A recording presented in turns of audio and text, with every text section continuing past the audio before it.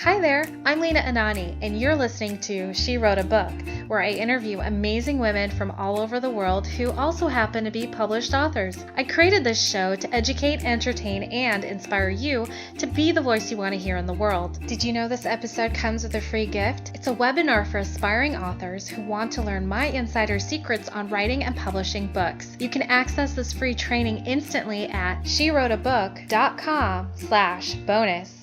Now let's get started. You're listening to episode number 54 of She Wrote a Book, and today I'm interviewing Ava Dunne, author of the book Double Wide, a tale about a girl and a trailer.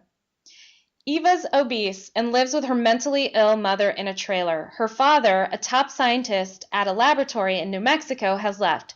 She knows there's more to life than weed and mullets, but how do you get something when you have nothing? Ava Dunne is a language teacher and an author of language courses in fiction. Originally from the U.S., Ava has lived on 3 continents over the last 2 decades. She and her partner Joel live in Cambridge, England. Again, her book is called Double Wide, a tale about a girl and a trailer. You can find the link to purchase her book in our show notes for this episode at SheWroteABook.com/54. So Ava, it's such a pleasure to have you as a guest today. I would love to know a little bit more about what inspired you to write and publish this book. Hi, Lena. Thank you so much. Writing. I love stories. I love stories. I loved being read to as a kid. I loved movies, plays, television, and this has just carried me through life. And finally, I decided if all these books are written, I can write one too. So I decided to go ahead and write a book. And the most logical place for my first book, because I've written a few other stories. I've written some screenplays, and I've written another novel and lots of language teaching materials. But was sort of my first big project, and it was basically it's pretty autobiographical. It's about my life. I'm originally from the Washington, D.C. area. My father, we got moved to New Mexico to work. My father worked, at the secret weapons lab in New Mexico, which is a real thing. Walter White, that's why he moved to New Mexico too. Of course, he's fictional, but it's a real place, and they do top secret work there. We got moved out there when I was 5. My mother struggles with her mental health in a very significant way. And they split up, and my mother couldn't function, and we ended up moving into a trailer. And so it's a lot about my life. It's pretty close to a memoir, I would say, but it's not, I fictionalized a few things. There's characters that are combined in some cases, and some details that it's not 100%. Some of the details that happen to the character are fictionalized, but it's a pretty true account of my life, actually. So do you find it fun then if some of it's based on reality, do you find it fun to like exaggerate it and like heighten? I don't even know if I would say exaggerate it. This is really cliche what I'm going to say, but truth is stranger than fiction. I mean, you can't make some of the stuff that happens in our lives up. Seriously, I always knew my life was unusual. Even as a kid, everyone else seemed to have this really sort of, quote unquote normal life, or at least it seemed to me anyway. The girls would go to lunch and they'd have their, peanut butter and jelly on white bread with the crust cut off that their mother would make them, and their moms would pick them up. Whereas, my mother was smoking cigarettes, pacing back and forth. My father was locked away on secret projects quite seriously when I was a little girl. And when he wasn't, he was really great. He was very present. But he would make me my lunch, and I would go to school with my big, pastrami on bulky roll, stuff that most 5 and 6-year-olds don't eat. I didn't find that I had to exaggerate too much. What I did have to find was I had to sort of streamline things. If I were to tell it as a true story, I like I said, I had to combine characters. It would be a lot for people to keep track of. So I had to kind of think of the bigger themes, like what did this person mean in the story? What role did they play? Were they a good friend? Were they a savior? What did they do? and this other person sort of did the same thing, and I would have to kind of combine characters and events to streamline the story, to make it readable and understandable. That makes sense. And to also, I think, to make the characters like more three-dimensional. Yeah. They give them more to their backstory. That's awesome. So now I want to know, I haven't read your book yet. But I want to know, does it, and you don't have to tell me how it ends, but does it end the same way your story ends? Your real life story ends, or is it? Not exactly, but close to it, actually, but not exactly. Yeah. Did you have it end in a way that you'd wished it had ended? I think I did. I did, and then oddly enough, later on, some of the stuff that I wrote about has happened, and I don't know. It was fiction. It was pure fiction to, to finish it. And I mean, there's a lot of things that are really different. I mean, I think one of the characters is portrayed as a real villain, who in reality, my father, he did a lot of things that I talk about in the book. He really did do them. But we have a much better relationship now, whereas, then, and some of the things some things are different. Yeah, in the end, I have a very good relationship with my father now, which isn't so much portrayed in the book, because at that time that wasn't the case. Fair. Oh, that's very interesting. Cool. Very cool. I think you may be like the first author to admit that this is partially based on real life. And so now I'm just like, I have like all these questions flooding through my head. I can't keep up with them. But so tell me a little bit more about, I guess tell me a little bit more about your writing process. What kind of a routine did you have to get this out? Thank you so much. I kind of wish I had started with going back to, going back earlier. Now that I'm reading about a lot of novelists, you hear about them doing, sort of starting with short stories. I don't know why I just decided to go ahead and write a novel. I don't know who I thought I was. Just sit down and do it.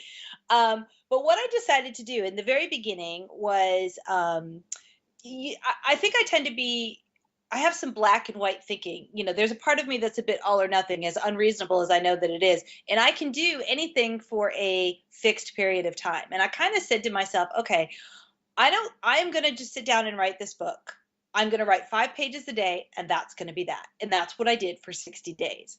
Now, I wouldn't do that now. I would do it very differently now. So the other books that I've written, it was very different the way that I did it. I still did it in that way. I still had a sort of, a fixed amount of time. I had an end in sight. I knew the things that I was going to talk about. But now, some of the things. So, for example, another book that would be linear, like the story here is linear, and I've told some stories that aren't linear. Organize it out. And I would even use sort of, big Post-it notes, and you can move them around about the things that happen and organize your scenes. And then, make an outline and then write it. I mean, that's, I worked out the second book that I wrote, I worked out a lot of the details. I knew so much before going into it. That's what I would do again. And that's the advice I would give, is sort of think about, give yourself a good outline, give yourself a good structure. You don't have to stick to it, but it will be a really great starting point for you, because you're going to go back and you're going to edit, you're going to think about it. And that's the next part, is getting a good group, a good critique group. That's really important, I think. That's a great tip. Yeah. So I did, we have something here in the UK, and I think that you can join even if you're in England. It's supported by even if you're in the US, and it's called SheWroteABook, and it's changed a lot over the years, but it's free, and that's what I like about it. But there's some versions out there. I'm sure there's tons of versions of the same kind of online writers workshops, like Gotham. I know I started with Gotham. I was living in Japan at the time when I started really seriously getting my writing critiqued. You want a good group of people who are going to tell you what's good about what you've written, and people who are going to tell you maybe what needs to change. And that's maybe a whole other discussion about critique groups and feedback and that kind of thing. It's really important, but it's also really important how you use that stuff, I think. So that's a big part of the process too. So I would say organize it, stick to a routine, do it, get feedback, and just know that you're going to do it a few times. You're going to go back and look at it a few times. Hopefully, or I think you should, even though I hate that word should, put it away for a month, 2 months, do something else and take it back out. You're going to look at it with fresh eyes. And then when you do it again, you're going to make it even better. When you say do something else, do you recommend starting on another project or just do something completely outside of writing? Oh, it depends on you. It depends on your life. It depends on, if you're into something like acting, for example, or directing. I mean, shows, that stuff can be pretty intense when you're a lot of your energy is going out. Maybe, that if you're in a play or something, you're not going to have time for anything else. So if whatever that project might look, however that might look for you, I would say go ahead and do it. I mean, if you're a creative, you probably got a million things that you want to do, and it bothers you that you can't do them all like right now at the same time. Or maybe that's just me. I don't know. No, it's me too, for sure. When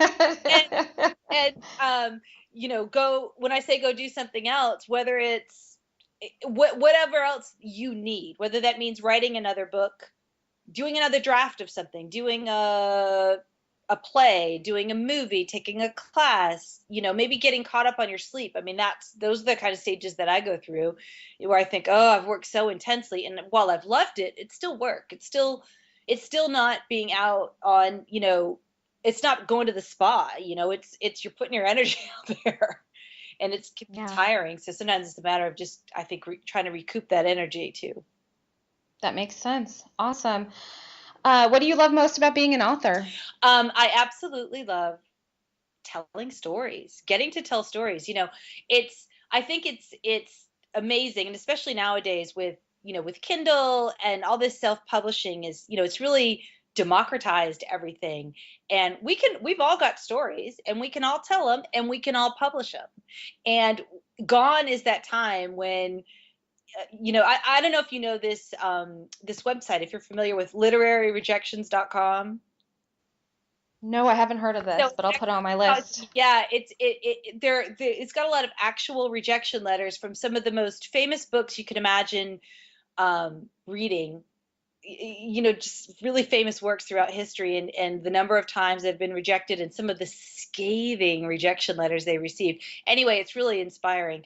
But what I love about it is that you can tell whatever story you want to tell, whether it's nonfiction, inspirational, whether it's comedy, or how to live your best life, or anything that you want to write or create, you can. And that's what's great about being an author. And nowadays, like I said, it's democratized that, there's lots of people who would never have been accepted. They're very successful and they're amazing. And thank God that they've decided to be authors and that they've decided to self-publish and all this stuff. Because, now they're out there and we get to enjoy their work. That basically, you can create your own work, your own life, your own stories. You can do, it's all yours. Absolutely. Absolutely. Well, Ava, thank you so much for being our special guest today. Thanks. We will have a link. Oh, thanks. We will have a link to your book in the show notes for this episode, and our listeners can find that at SheWroteABook.com/54 to learn more about our author and her awesome book. So thanks again, Ava. It's been fun. Thanks, Lena. Bye-bye. Thank you for listening to She Wrote a Book. If you enjoyed this episode, then subscribe now so you can automatically get access to all new episodes, and feel free to share your inspired thoughts with us in the comments too. I'd love to hear from you. Are you ready to write your own book? Get started now with my quick and concise webinars so you can learn my insider secrets on writing and publishing your own book. Claim your free gift now at SheWroteABook.com/bonus. Until then, may you always feel good and make magic. Feel good, make magic now. Lena, Anani will show you how. Ignite that wisdom inside of you and show the world what you do. To publish, write, and promote. Learn the best way to go. OMG, do it now. Lena, Anani will show you how.